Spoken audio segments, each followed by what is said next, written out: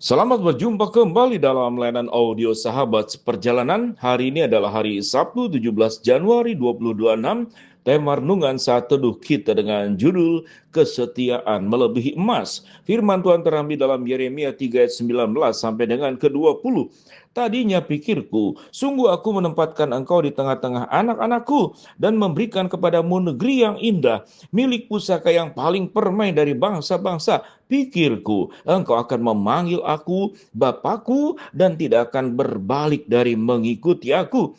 Tetapi sesungguhnya seperti seorang istri tidak setia terhadap temannya, demikianlah kamu tidak setia terhadap aku, hai kaum Israel. Demikianlah firman Tuhan. Mari kita berdoa. Bapa yang di dalam surga, kami ingin belajar bahwa kesetiaan harganya jauh melebihi emas, dan kesetiaan adalah berbicara tentang integritas hidup seseorang kepada janji, kepada nilai hidup yang dimilikinya. Dalam nama Tuhan Yesus kami berdoa, amin. Shalom sahabat seperjalanan yang dikasihi Tuhan. Kalau berbicara tentang apa yang paling menyakitkan di dalam hidup ini, kita boleh berkata kalau sakit gigi. Apa yang paling menyakitkan di dalam hidup ini? Mungkin kalau kita terluka, khususnya ibu-ibu rumah tangga yang terbiasa memasak, itu seringkali jarinya terkena luka karena harus bekerja dengan pisau, bekerja dengan parutan, bekerja dengan benda-benda tajam, dekat dengan minyak, dekat dengan api. Sesungguhnya seorang ibu rumah tangga punya resiko tersakiti di dapur, itu banyak sekali terjadi. Kadang-kadang ibu rumah tangga pun karena tidak ada anak laki-laki atau suami sedang bekerja, harus mengganti lampu yang putus, harus naik yang kemudian bisa menimbulkan juga terjatuh dan banyak peristiwa mengalami kecelakaan. Itu adalah kecelakaan-kecelakaan dan sakit karena memang luka fisik. Tetapi kalau berbicara tentang apa yang paling menyakitkan adalah pengkhianatan. Apa yang paling menyakitkan dalam hidup ini adalah ketidaksetiaan. Apalagi kalau orang yang tidak setia terhadap kita adalah orang yang benar-benar kita cintai, orang yang benar-benar kita kasihi, yang kita hanya tidak berkeringat memperjuangkan hidupnya, bahkan sampai berdarah-darah, nyawa kita pun kita mau berikan kepada yang bersangkutan karena rasa cinta yang luar biasa. Dan itu dilakukan oleh Tuhan. Tidak hanya terjadi dalam perjanjian baru di dalam diri Tuhan Yesus Kristus yang mati di atas kayu salib, namun terjadi penyangkalan-penyangkalan, kemudian berbalik badan, berkhianat, tidak setia, terjadi dalam perjanjian lama. Kitab Yeremia seperti yang kita pelajari sebelum-sebelumnya, bangsa Israel memang berbalik kepada dewa-dewa, tidak lagi mengindahkan perintah Tuhan, hidup di dalam amoralitas, hidup meninggalkan Tuhan, tidak lagi menjunjung tentang apa yang diajarkan oleh firman Tuhan. Sehingga catatan pada ayat 19 sampai dan 20 pada pasal ketiga, tadinya pikirku, sungguh aku mau menempatkan engkau di tengah anak-anakku dan memberikan kepadamu negeri yang indah, milik pusaka permai dari bangsa-bangsa. Sebuah janji Tuhan yang pada ke-19 memang diberikan dari semenjak di dalam penciptaan manusia.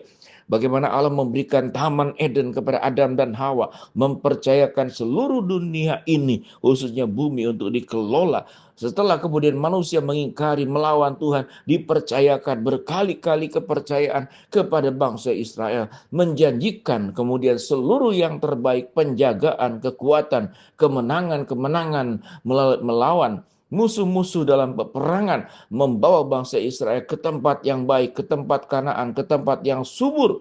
Bagaimana Tuhan menolong tatkala menghadapi seluruh bahaya, yang kemudian itu menjadi sebuah pengalaman yang siogianya. Kalau kita menjadi orang yang terus-menerus sudah dibantu oleh suatu sosok pribadi di dalam dunia saja, bukan Tuhan, kita akan bersyukur dan kita akan ingatkan kepada anak cucu kita berketurunan-keturunan, supaya kita tidak melupakan anak cucu kita, orang-orang yang sudah berjasa, kepada keluarga besar yang menolong kita dalam banyak bentuk pertolongan.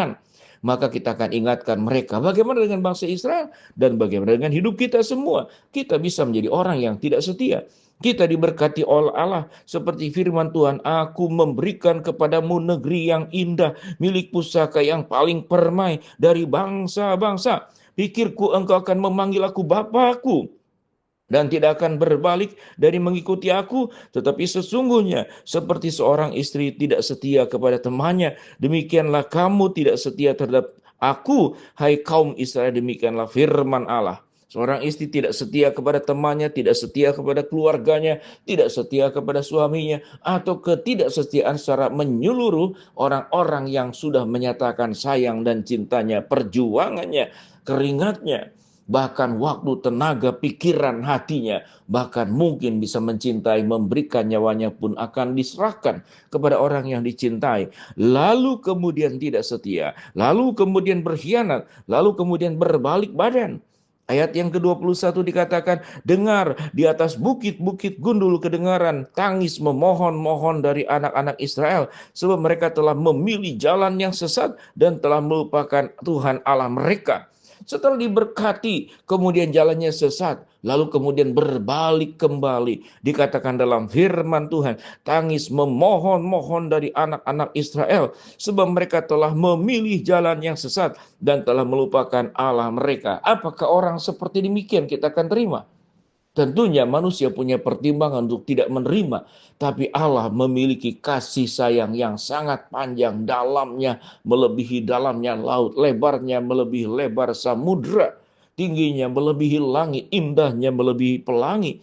Kasih saya Tuhan hanya tidak bisa terputus oleh maut sekalipun. Sehingga dengan demikian, kalau Allah sudah setia kepada kita, maukah kita berjuang?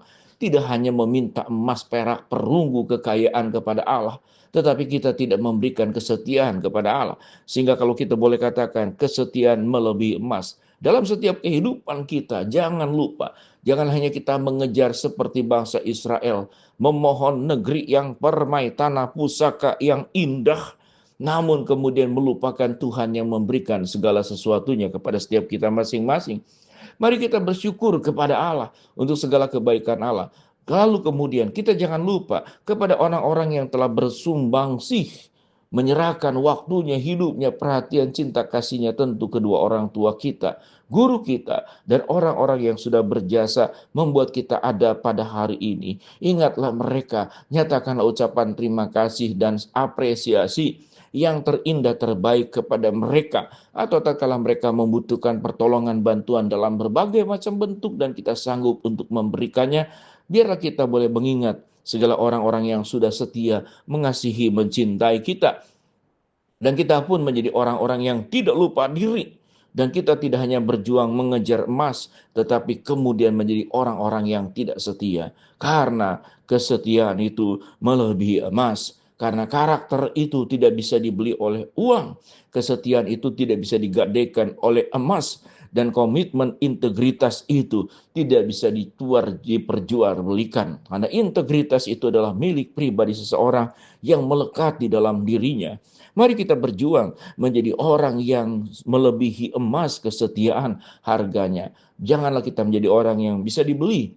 Karena dengan tujuan-tujuan ekonomi, tujuan kepentingan pribadi, keuntungan. Orang yang setia dalam keadaan apapun, dia tidak melupakan dan berkomitmen kepada kesetiaan yang akan terus diperjuangkan.